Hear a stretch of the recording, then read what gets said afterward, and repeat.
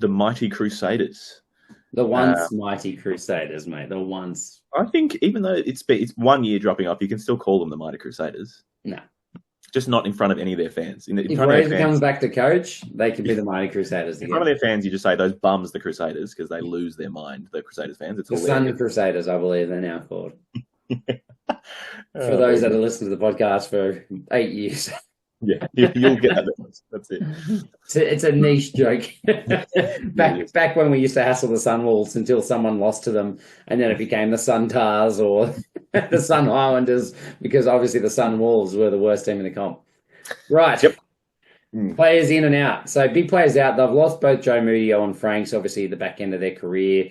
Brody McAllister has left as well, gone down to the Chiefs. Zach Gallagher, we mentioned, to the Hurricanes. Willie Hines, the wily old 9. Fergus Burke gone to Saracens, who was absolutely a massive loss for them. He was obviously their insurance policy for Richie Moe and seen as the next man in, but he's gone. Riley O'Hepper didn't have the best season with them last year, gone to the Canes. Ryan Crotty moved on. Joan Rover, another young player that I was really enjoying seeing get a few minutes, has seemingly just dropped back to NPC. I don't know if he's gone overseas. No, I saw him play. He was in the Hurricanes trial game. Yeah, okay. There's a few like that. Manasseh Mattielli is also played a Chiefs trial game as well. Yeah. Jeremiah Murray obviously gone to the Force, and then Lee Halfpenny, not worth mentioning. Northern Hemisphere players in this comp don't normally last. Big players out. Big players in, sorry, I should say. Kershaw Sykes Martin signs a proper contract and then got injured. So I don't know that we'll see him for a little while. Did an MCL in the last trial.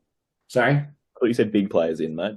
Sorry, all the players in. Okay. They Cypherloy, Waikato back rower. Seb Calder also has an injury, had a shoulder injury. I think they're thinking that he might miss the first few weeks as well. Antonio Shalfoon, I think he made his debut last year in the Locks and looked pretty good, a big boy. Fletcher Anderson, Kyle Preston, a young 9 that I'm really keen on. I'm young, he's about 25, but played very well for Wellington in the NPC. James O'Connor, probably their biggest name in, the former Reds 10, who will be tussling for the starting 10 jersey. Braden Enor back in the side as an official signing. Johnny McNichol, same thing. We obviously saw a lot of him last year. And then Aki Tuavailala, the New Zealand under-20s fullback, who's got a bit of go about him as well.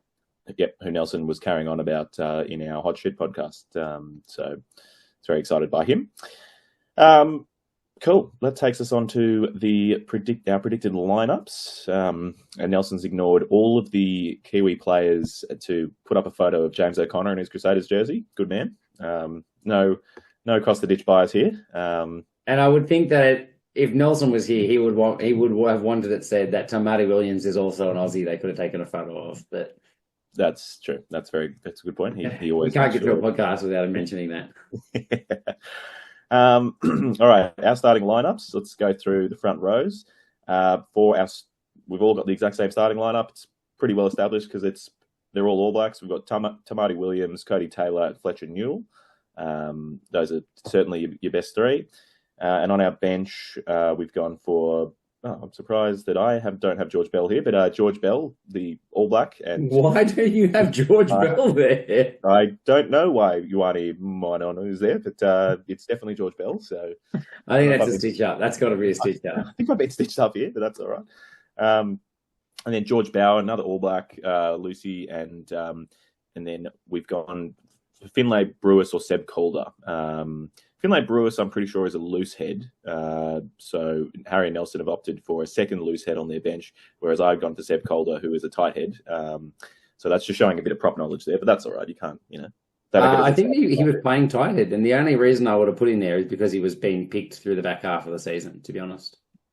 I'm fairly sure he's a loose head, Finlay Brewis. He is listed as a loose head. There we go. That's what I thought. Yeah. Excellent.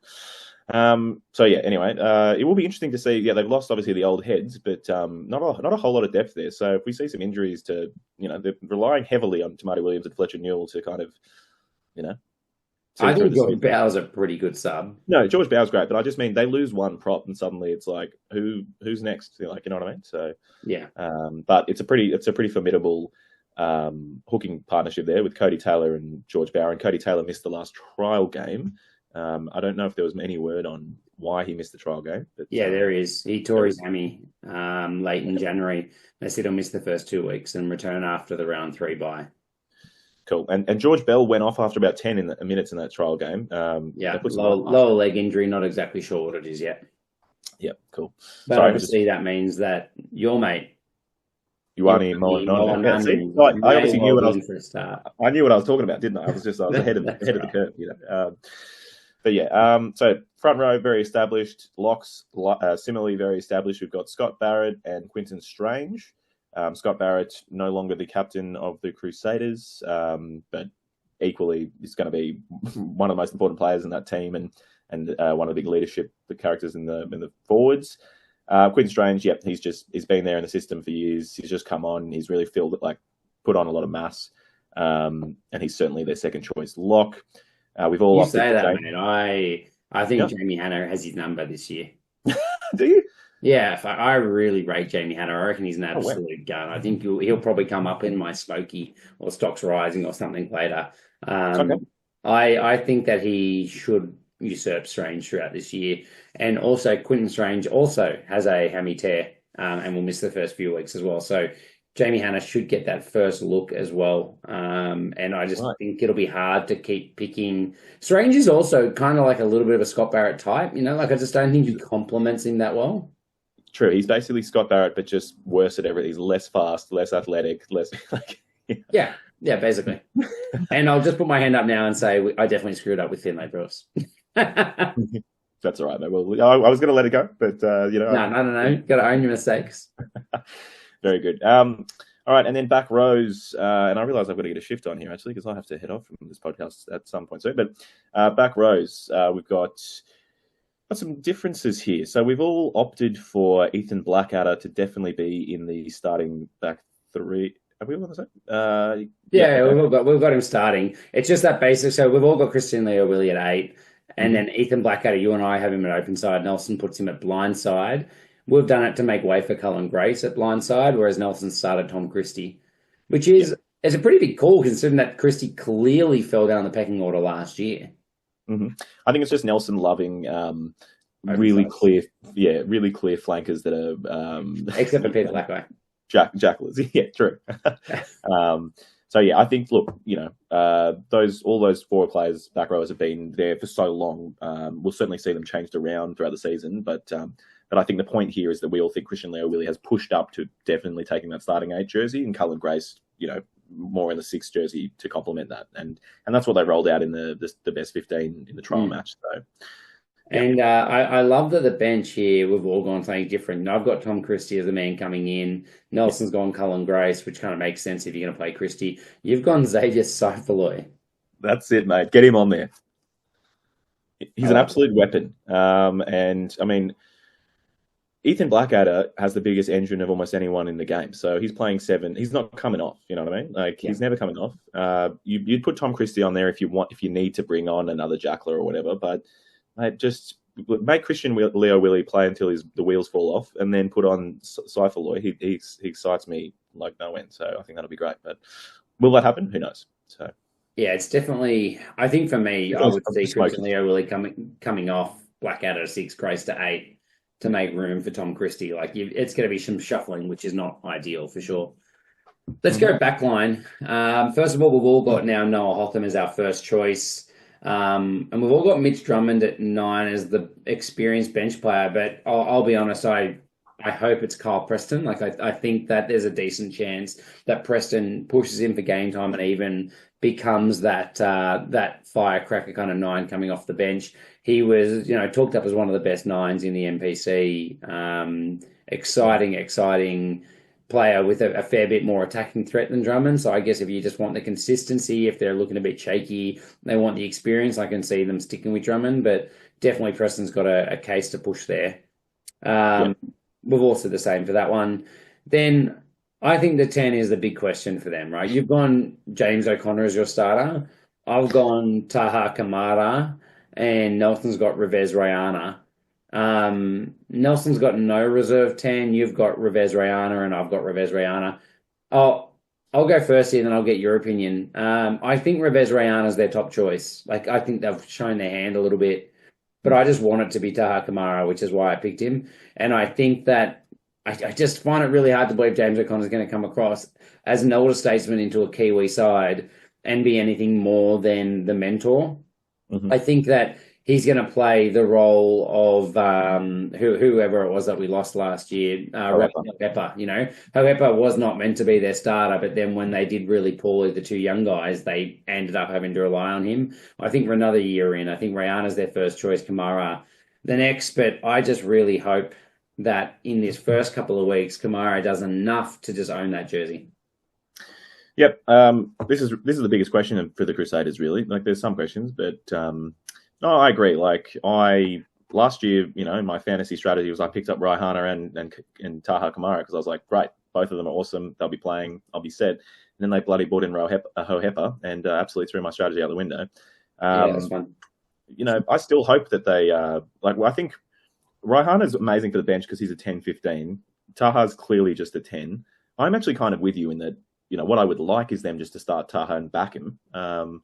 But I wouldn't be surprised if we see some James O'Connor in there just to really like steady that ship and unleash that backline. You know what I mean? So it's like one of those things. Probably their immediate best player, but I just don't know that that's how they're going to play it. Yeah, for sure. Send us the backline. Yep. David Avili, Levi Moore for all of us. So we've all picked Levi Moore over Dallas McLeod. In or around McLeod. Yeah. McLeod, who's obviously just picked over Levi Moore in the last game, came off with a hip pointer, which is just like a bone bruise. So he could miss 1-2 weeks, I think, pretty easily. Like, they're generally pretty sore injuries, which I think means that we'll see what we've said to start with. Avili, obviously the new captain, but definitely not a foregone conclusion. Like, there's big raps on McLeod. I think Nelson's got McLeod on his bench, and so do I, whereas you haven't. Yeah.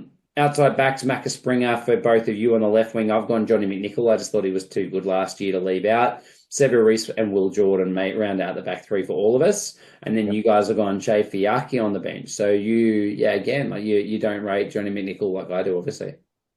It's just an old man, you know. It's so good, though. I think it's close between him and Macca Springer, to be fair. Probably is. I don't know. He's had his time, been and done, mate.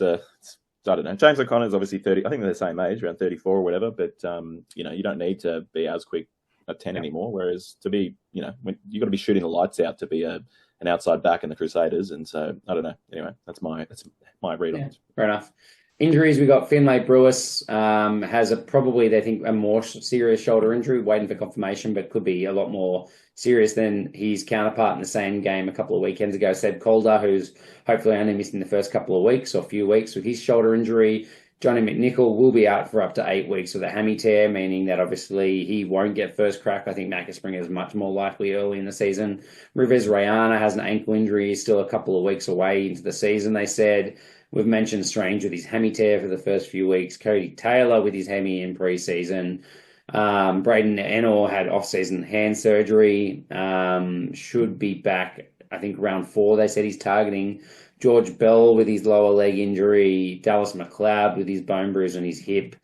And Kershaw Sykes Martin as well with an MCL injury in his knee. Now, the big worry here for me is they had a really injury plague last year, and there's a lot of soft tissue hammies and things in there as well. So I'm just not sure their conditioning and their programming is going all that well.